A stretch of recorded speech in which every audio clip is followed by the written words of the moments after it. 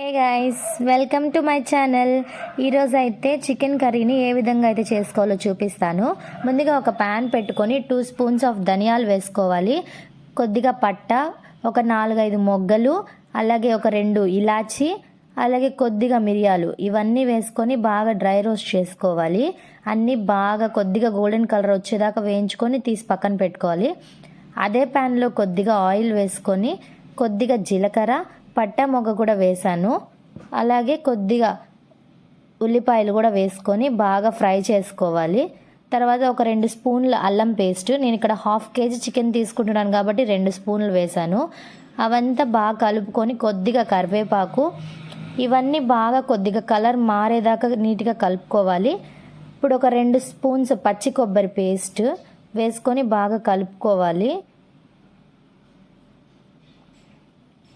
కొద్దిగా కలర్ మారే వరకు వాటిని అలాగే కలుపుతూ వదిలేయాలి.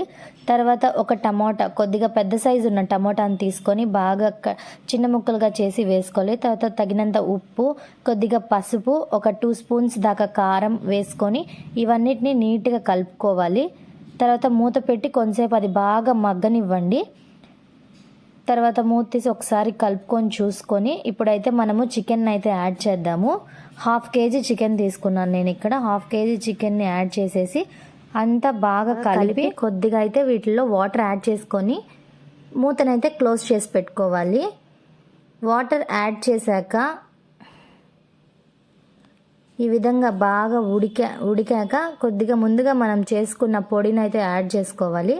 అలాగే కొద్దిగా కొత్తిమీర వేసుకొని బాగా కలుపుకోవాలి. కొద్దిగా మిరియాలు కూడా నేను వేస్తున్నాను.